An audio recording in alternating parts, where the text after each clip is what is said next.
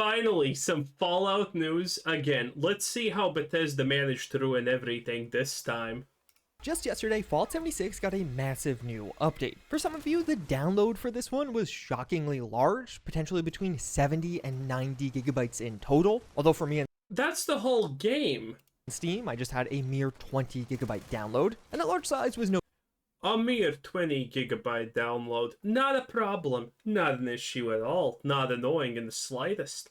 And you know the best part is, whatever these 20 gigabytes are, it's probably worthless. coincidence, as you are literally reinstalling the entirety of Fallout 76, because this update shrinks Fallout 76's file size to about 95 gigabytes down from 105 gigabytes, but that did require reinstalling the entire game. And Bro, why even bother? Honestly, when you're downloading 100 gigabytes, what's the difference between plus or minus 10 or 5 gigabytes? I honestly don't care. Oh, look at that. We shrunk Fallout 76 by a whole whopping 10 gigabytes. Bro, come on. Seriously? Is this it? even from the onset, this update had some issues. It is called the Milepost Zero update, except Milepost Zero isn't actually here. As, yeah, right at the bat, the new caravanning feature, where you can basically Typical Bethesda lying to its consumers. Oh yeah, this is the Milepost Zero update. Where's the Milepost Zero, says the player. Well, it's not here. Then why is it called the Milepost Zero update? Are you a Bethesda hater? Why are you asking questions like that? What's the deal? launch your own caravans and build up a caravan company of your own was delayed later into September. As of right now, no new release date has Of course it was delayed. How else? been shared for that aspect of the update, but it's just promised to be coming later this month. Caravanning was really meant to be the content side of this update, so its absence is definitely felt. But Fallout 76 still did get some massive changes with this update. The game is genuinely quite different now, and a lot of these will have lasting effects for years to come, although unfortunately not all of these changes were intended. So while I will be highlighting some of the major patch changes, first we have to talk about some of the unintended changes, as the community is quite up in arms about this update right now. When was the last time the Fallout 76 community was actually happy about something? Probably never would be my not so wild guess, because let's face it, a lot of now there are people who are absolutely insane and cannot admit that Fallout 76 is bad. It is what it is, okay? I play slop, you play slop, but some people are so pitiful that they cannot admit that they're playing slop. You know what I'm doing currently? I'm actually playing Diablo 4, because I literally have nothing else to do. Literally nothing. So I decided, hey, I'm gonna get level 100 and do a bunch of bosses. Literally took me less than 24 hours to achieve that, but hey, technically I'm playing, and it's pretty boring. It's pretty dull. It's pretty bad. But I'm man enough to say that I'm currently playing trash, and it is what it is. A lot of Fallout 76 players, though, they're gonna make a fuss if you're gonna tell them Fallout 76 is garbage. Now, what is easily the biggest issue with this update is the inability to loot enemies. In Fallout 76, when you initially take down an enemy, oh my god, how do you let an issue like that through to the main? Did you not test? Did you seriously not test it? Or was that a minor bug? Not being able to loot enemies is not an issue? What the fuck? their corpse will fall to the ground, just like it works in past Fallout games. But likely for server performance reasons, that corpse will eventually convert into a meat pile, which then you can loot when you finish your event, your fight, or whatever. Those meat piles should stick around for quite a long time. So you'll have around 20 corpses on the ground at any given time, but an unlimited number of meat piles. And after most events, you'll find the ground littered with these meat piles. I hate it. I hate when this happens. I have experienced this. I don't think it's good. Except, for whatever reason, with the most recent update, that just... Also, you know what I hate? The all nearby corpses thing, because you have no idea where it starts and where it ends. So, if you don't want to miss stuff, you still need to click on every corpse just to see if you didn't miss anything. Isn't happening anymore. The corpses just aren't converting into meat piles, and since the corpses themselves do despawn, that means they're despawning, and you're losing out on all of the items that would typically be lootable. And nice. Yeah, in the live version of the game, unless you are going around and actively looting every corpse after it falls, you are very likely going to be missing out on some of that loot, because those corpses and those items will eventually despawn as more enemies are taken out. And during active events, this can be quite a bit of a problem, because of course there are tons of enemies all around. And it doesn't really seem like there's any exceptions here. If you take down a legendary enemy and don't actually loot their corpse before despawning, you'll just lose out on those legendary items. And of course, this is a massive problem because looting enemies is a cornerstone feature of the Fallout 76 experience. I'm surprised he honestly didn't say that this is truly a hidden bonus and feature that players should be happy about. And having to loot enemies as you fight is very far from ideal. But even separate from that, it seems like there's just a general loot not spawning issue, and I personally felt this while doing some of these events, where basically after taking down an enemy, they just don't have any loot on them, even though they should. You can find many users reporting the exact same thing online. Perhaps this is related to the meat piles problem, or it could just be a separate loot issue. But of course, this is particularly brutal when taking down a legendary enemy and not actually getting any items from that. Some users also reported this being an issue with dropped items from players not spawning in a loot bag. Thankfully, I didn't have this problem myself, but just be wary. A lot of the trading in Fallout 76 does occur by dropping items for another. I hate the loot bag. You can't notice it sometimes. It's so dumb. It's just this small and there you go. Player to pick up, and considering a lot of those items can be incredibly valuable, I would have. But this is, again, I have said this once, I'll say it again. If there's one good part about Fallout 76 is the fact that the community playing this that are still left are pretty nice people in general, always. They're going to give you gifts, they're going to give you stuff, and after 3 hours you're going to find out that, wait a minute, the stuff that they gave me is useless. But, you know, it kind of helps at least for the moment, and it's a nice gesture, you know? Avoid using that method until many of these bugs are resolved. Coming in at a close second, although thankfully not nearly as widespread, there's also some kind of issue going on with AP regeneration following this latest update. Tons of users are finding that their action points are just not Okay, so it would be actually easier to list all the things that Bethesda didn't F up at this point. Nice. Generating as they're supposed to. I even noticed this myself during some events where things were clearly taking longer than I would have expected. Some users are even reporting their AP being locked at 0 until they leave the server, making the game temporarily unplayable. Nice. Because of course, your AP is used for almost everything. Things like VATs, sprinting, jetpacks, and even several perks are tied to having action points to spend. Although thankfully this AP bug is a bit more sparse and a bit harder to pinpoint, it's not happening all of the time, and plenty of the time your AP. Oh, what a great upside. The AP bug is only sometimes ruining your life. You will generate just fine, but something definitely is going on. Some users are pointing towards certain perk cards, such as the dodgy perk, but at least as of right now, there's no consensus on what exactly is causing this. Power armor is somewhat bugged. There are reports that all of your armor and clothing is stripped from you as you exit power armor, at least some. Oh, this was a bug at the start of the game. Good, we're making a full circle at this point. Very cool. Soon people will understand that, wait a minute, the FPS is again tied to your graphics card or whatever. Some of the time. No, your movement speed is tied to your FPS, and you can look down and sprint faster. Nice. This would actually mark the return of an older bug, because this was a problem in Fallout 76 in the past, and while not the end of the world, it is a bit frustrating to constantly have to reapply all of your items. But even further, this getting stuck in power armor bug is very much so still alive and here. This happened to me even in just my first 20 minutes of playing. Upon getting into power armor, my game was temporarily soft locked. I couldn't open any of the menus, I couldn't even alt-tab from the game, and I was about to control alt-delete and shut down the process, but then thankfully the game recovered after a short duration. Oh, thankfully. But obviously that's a pretty game-breaking bug for the entire game to just free. I would say Bethesda would call this a step in the right direction, probably.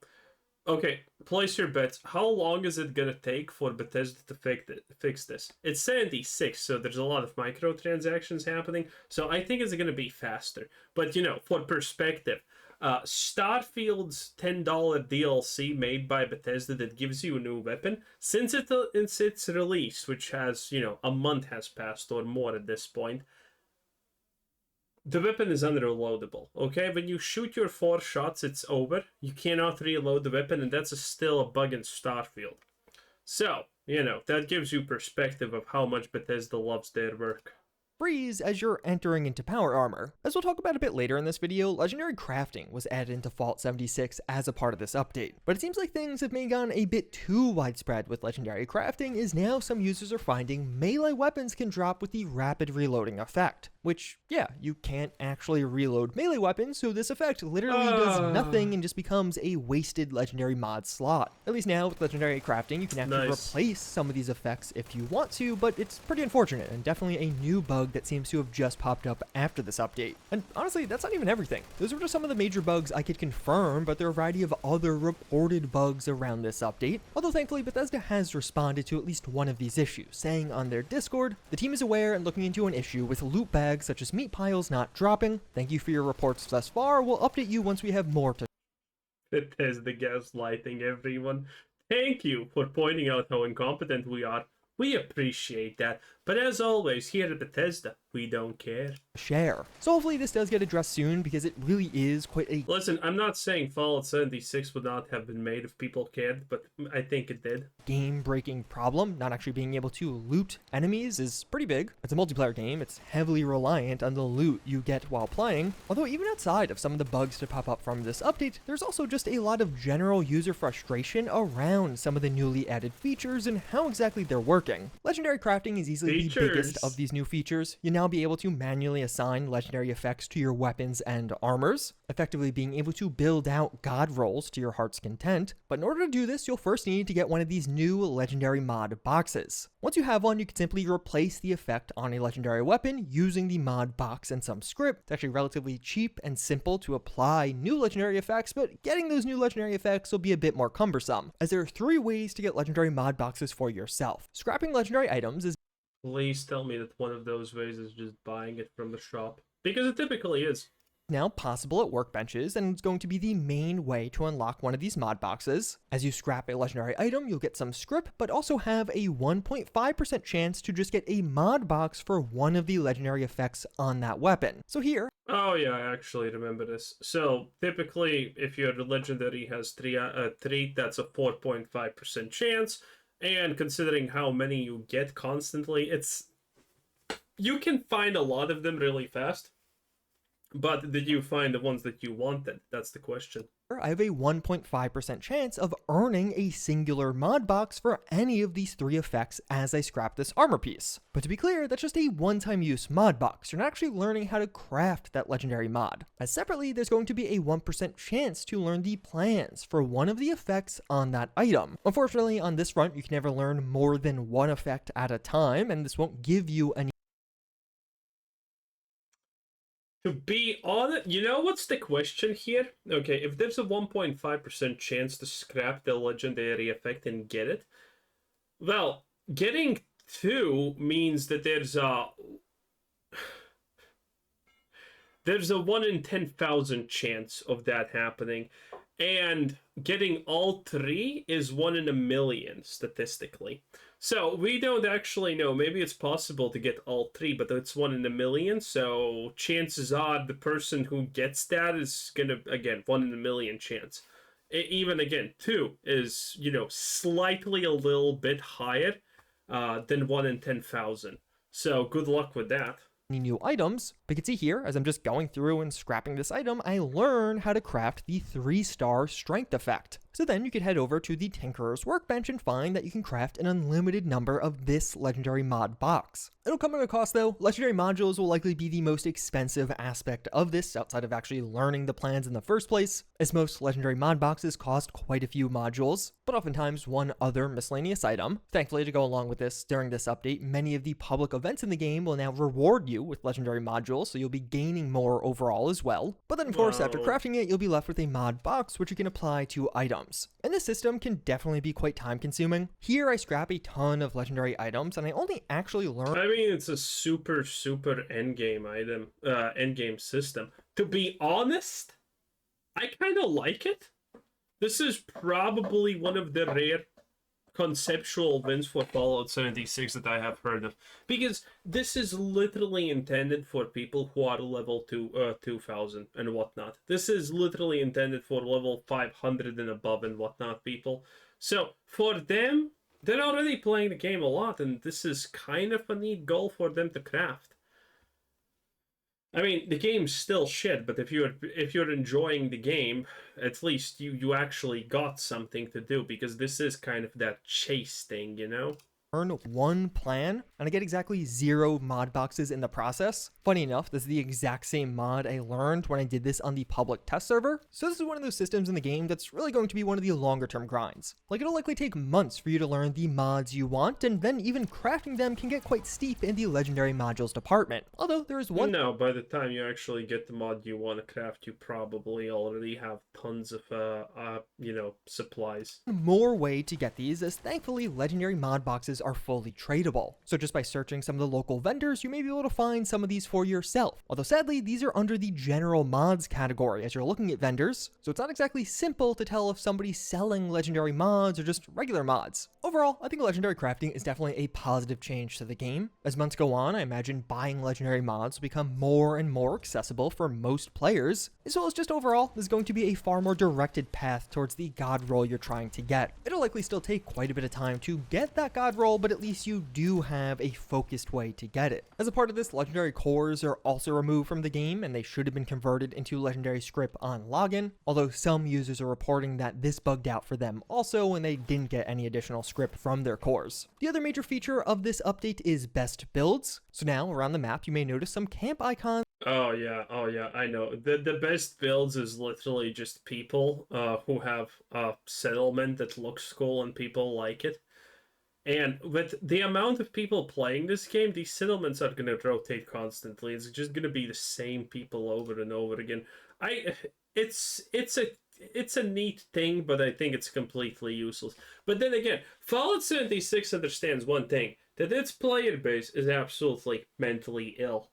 And that the people who are level 2000 love these sort of things because they have ran out of things to do in the game forever, and this is like a competitive thing that they can add. So, again, this is never going to appeal to me. This is never going to appeal to you, but this is going to appeal to that level 50 billion dude who's still playing the game. This update also contributed to the longer effort to I would suggest getting a real life hobby, but that's just me. Balance pretty much all of Fallout 76, so you'll probably notice. In any case, it is hilarious because you can't loot mobs. Ah, that was Juicehead, and that was Fallout 76. A trash dumpster fire, but it is what it is. Bye!